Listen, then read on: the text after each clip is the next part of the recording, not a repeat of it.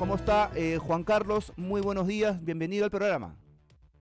Hola Luis, mucho gusto. Oye, encantado de estar contigo y tu audiencia para poder analizar lo que esté pasando en el país. Encantado. Perfecto, gracias por estar aquí. Hay algunos resultados de una encuesta de Datum también que luego vamos a compartir donde se muestra, digamos, la falta de información y hasta el desinterés mayoritario de la población o de la ciudadanía por enterarse de detalles elementales o básicos también de lo que va a ser las próximas elecciones del 2026, ¿ah? Pero eso lo vamos a comentar más adelante. Juan Carlos, te planteo la primera, comenzamos por lo último, esto que ha solicitado ya el presidente del Consejo de Ministros, Ernesto Álvarez, de presentarse este miércoles 22 de octubre ante el Pleno del Congreso para exponer la llamada política general del gobierno y también plantear esta cuestión de confianza al gabinete. ¿Cómo analizas esta situación?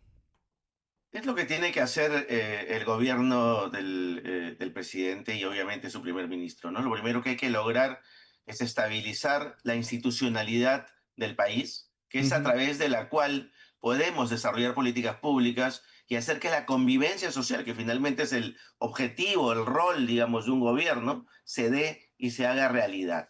La única manera es planteando, y lo dije en una columna de opinión la semana pasada, es tres ejes de juego muy claros que tiene el presidente Geri. A ver. No tiene que hacer más, tiene que hacer un plan que controle el tema de la criminalidad y la inseguridad que existe en el país, Ujú, y tiene que hacer un plan que garantice la entrega de mando el 28 de julio del 2026. ujú. Son dos tareas claves, claras, concretas, y es en base a ellas en las cuales supongo este miércoles 22 el Premier va a poner los énfasis adecuados y pertinentes. Y lo demás obviamente significa que esa administración de gestión pública del aparato, digamos, de Estado siga funcionando y fluya para que no se paralice y no genere, obviamente, problemas de desarrollo económico, de desarrollo social y de desarrollo político en adelante. Yo tengo la esperanza y tengo el optimismo de que va a ser una jornada en la cual fluya políticamente lo que tiene que fluir,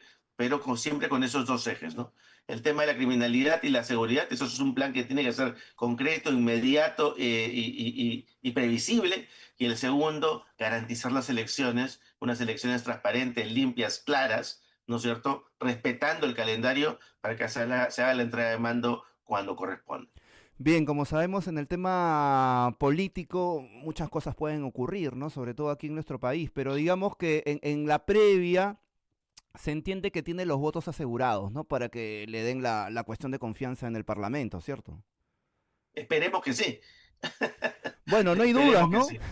sí. Gerí bueno, ha llegado siendo presidente del Congreso de la República, con el respaldo también de las principales bancadas, ¿no? O te queda alguna duda de que no le vayan a dar el voto de No, confianza? yo creo que tengo la claridad y los analistas coincidimos en eso, en que esos votos se tienen, salvo que ocurra algo, pues, inimaginable en estos días, entre ahora y el miércoles, que Mm, literalmente se estabilice, digamos, el gobierno del señor Geri, ¿no? Pero correcto. Y sí, y de hecho la marcha y la lamentable muerte de una persona en esta marcha, creo que de alguna manera en la narrativa de quienes están siendo opositores a la presidencia Geri, de alguna manera han querido utilizar este hecho como algo que impediría que la institucionalidad y la sucesión que se ha dado a la caída de Dina Boluarte siga su curso, digamos. Y yo creo que tenemos que guardar la calma, ¿no? Lo que el país necesita primero es tranquilidad, cabeza fría, para poder seguir desarrollando, digamos, la actuación pública y la actuación social con la tranquilidad que necesitamos para tomar decisiones correctas. ujú. Con la cabeza caliente y con desesperación, lo único que hacemos son diversos saltos al vacío que ya la historia conocida nuestra nos ha demostrado que no es la mejor opción que tenemos para cada vez que saltamos al vacío. Cada vez que saltamos al vacío, lo único que hacemos es incrementar y acelerar ese círculo de problemas que no podemos resolver y que agravamos con el tiempo en vez de empezar a buscar soluciones en conjunto, acordadas, concertadas. Es lo que significa hacer política finalmente aquí o en cualquier parte del mundo, ¿no? Correcto. En términos generales te doy la razón, Juan Carlos, pero digamos, es cierto también que hay una buena parte de la población que realmente está harta de nuestras actuales autoridades, ¿no? Y eso se expresó al inicio de forma pacífica, luego con estos lamentables acontecimientos de violencia que ya todos conocimos con esta movilización del 15 de octubre y se complicó aún más con la muerte o el asesinato puntualmente de este jovencito, bueno, no tan de 32 años, ¿no? Eduardo Ruiz. Sobre esta situación y todo lo que involucra la muerte de este chico, en fin, ¿tú crees que ya, digamos, la calle se va a calmar, no van a haber nuevas movilizaciones, o si las hay no van a tener, o si las hay no van a tener esta convocatoria como fue de la última vez que genere un riesgo, digamos, a este gobierno interino de Gerí? ¿Gerí va a continuar, crees tú, mejor dicho, hasta el fin de este gobierno? Todos los elementos que en este momento están sobre la mesa me llevan a intuir que la presidencia Gerí va a terminar y entregar el mando el 2026. Ujú. No porque deje de haber, digamos, expresión de la calle o expresión social. Esta se debe dar y es más, es parte de la descarga emocional y energética que necesita el ciudadano peruano, el vecino peruano, para poder expresar porque ¿cuál es el objetivo? El objetivo es llegar a la elección de abril en primera vuelta y probablemente, porque estoy casi convencido de eso, va a haber una segunda vuelta Sí, en julio para poder hacer el cambio de mando. Hay que tratar de que la población peruana llegue el día de la votación sin tanta carga emocional, sin tanto odio, sin tanto hartazgo y sin tanto fastidio contra el elector.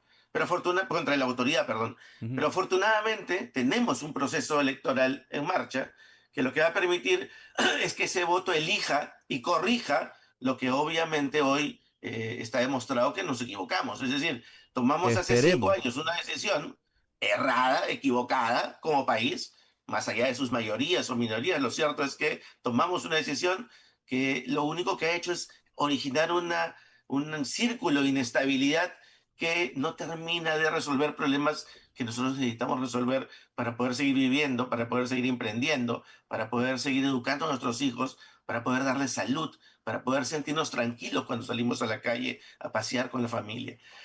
Eso es lo más importante. Entonces, lo que no debemos perder de vista es que existe una elección en marcha, que ahí vamos a expresar ese voto y vamos a elegir y corregir en el caso de los que se equivocaron en el voto, evidentemente, por aquellas personas que ahora nos generen esa confianza. ¿Cuál es el perfil adecuado? Y esto es parte del análisis también que entiendo comentadas en las encuestas.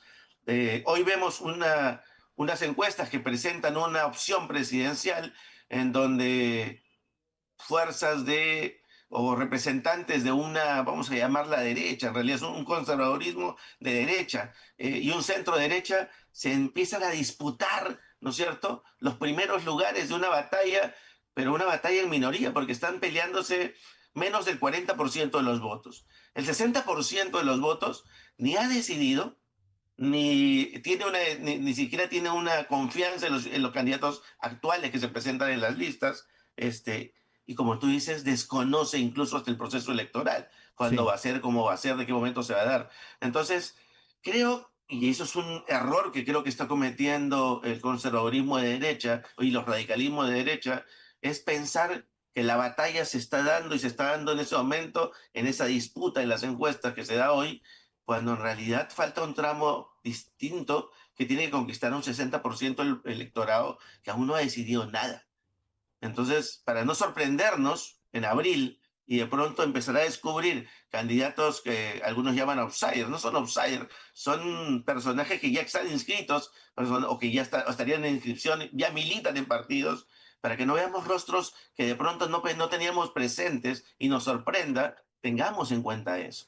Si Juan nosotros Carlos, hoy, sí, sí, mira, y para graficar de una mejor forma este tema de cuánto saben los peruanos respecto a la votación del 2026, vamos a poner un pantallazo ahí y compartir algunos datos, ¿no? Por ejemplo, el tema de la fecha de las elecciones, nada más, como un ejemplo, ¿ah? Le preguntan, ¿no? Dígame, ¿sabe o no qué día se realizarán las elecciones de primera vuelta para elegir al presidente del Perú? Esa es la pregunta. No tengo idea, es decir, no sabe 73%. Miren ustedes, ¿ah? El 73% de ciudadanos o peruanos no sabe cuándo se va a realizar las elecciones del 2026. Algunos dicen los primeros meses del 2026, 6%. 12 de abril, que es la fecha, 12 de abril respondió correctamente solo el 14%. Algunos dijeron en abril, pero no especificaron día, 3%, y otros se equivocaron de fecha, dijeron otras fechas en mayo, en junio, 1%, y otras respuestas cerradas, 2%. Pero miren ustedes, 73% de los encuestados no tenían idea de cuándo va a ser la elección o el día de la elección del 2026. También sobre el cambio de horarios en la votación no está enterado el 86%. También en el tema de cuántas organizaciones políticas están habilitadas en este momento para participar de las elecciones generales de abril del 2026. No sabe, 72%. 72% de encuestados no sabe. Solo el 1% respondió correctamente, 39 organizaciones políticas. También número de senadores que conforman su Cámara, 81% dijo no saber. Solo el 4% respondió correctamente, 60 senadores. ¿Cuántos diputados van a estar en su Cámara? También, ¿cuántos no saben? 82%. ¿Quiénes respondieron acertadamente? Solo el 3% de encuestados, 130 diputados. ¿Qué te parece? Esto también grafica la actual situación que estamos viviendo, ¿no? En torno al interés que tenemos en general como país respecto a la política y puntualmente a las próximas elecciones, ¿no? Son resultados muy negativos, ¿no? Y si interpretas mejor todavía, no solamente es un tema de desconocimiento, es un tema de falta de interés, De ¿no? desinterés, Es claro. decir, o sea, no hay ningún interés en el proceso político o en las propuestas políticas o en lo que hagan los candidatos y hay hartazgo y fastidio por lo que hacen las autoridades. Entonces, hay un tema de no conexión Así entre el es. mundo político, es el que toma decisiones de Estado, y el mundo ciudadano, que es el que necesita convivir tranquilamente en su casa, en los fines de semana y con su familia. Entonces, esa conexión requiere una nueva escucha, requiere algo distinto, requiere de algo innovador en la forma de relacionarse. No necesariamente son los medios tradicionales, no necesariamente son los espacios formales.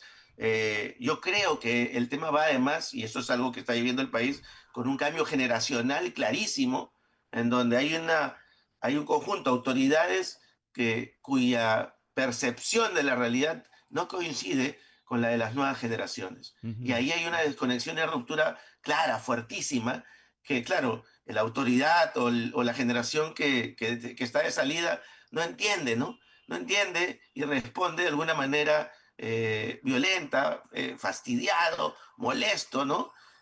Cuando lo que hay que hacer es comprender cuál es la nuevas formas que existen de aprender con H esta realidad distinta que es la que se viene, no solo a nivel Perú, es decir, esto no es un fenómeno que ocurre solo en el Perú, es un fenómeno global. Ujú. Esto está ocurriendo en muchas partes del mundo, en Latinoamérica, en Europa, en Estados Unidos. O sea que hay que empezar a entender qué está pasando, porque ahora no somos un país aislado, ni bananero. Somos un país que está inserto en un sistema global en el cual las relaciones con el mundo son la mitad del negocio, ¿no? Ujú.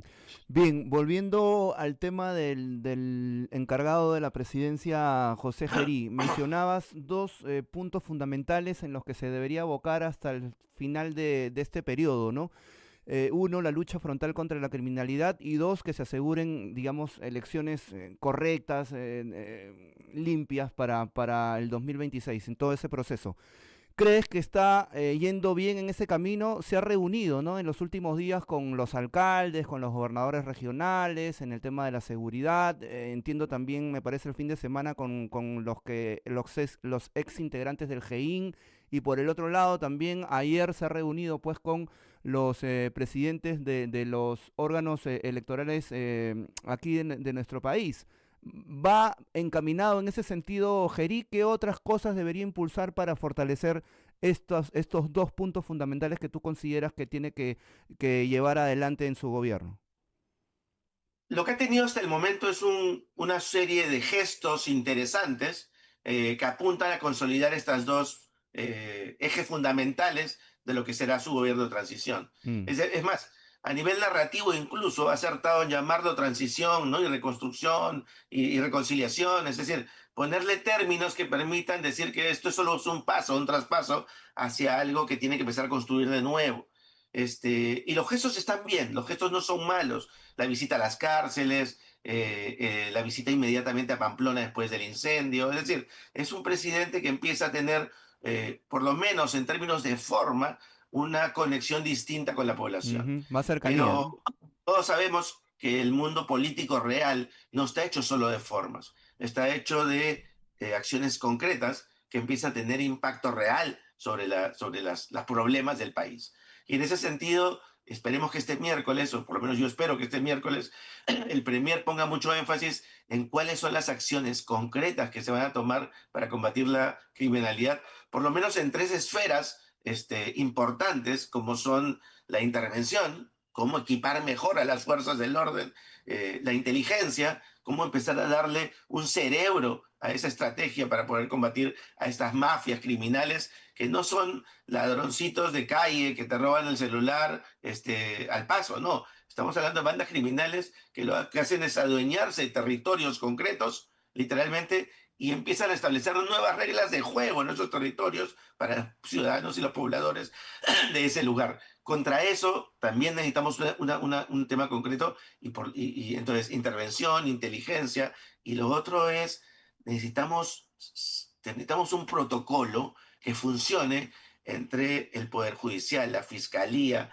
las fuerzas del orden, la policía, eh, el Congreso, si es necesario, involucrado en la medida de hacer procesos que sean mucho más eficientes, con mejor prueba de criminalística, evidentemente. Ujú. Hoy, laboratorios de criminalística que deberían estar por varios lados para hacer que la prueba efectiva sea rápida, y de hecho la muestra y la mejor demostración de que no hay pruebas rápidas en una escena es la muerte de este chico en la marcha, en donde se encontró un culpable sin haber mostrado una sola prueba de esa Ujú, culpabilidad. ujú. Y de hecho hoy día el abogado de que no es terna, este policía, agarra y con justa razón dice, señores, no han presentado ninguna prueba.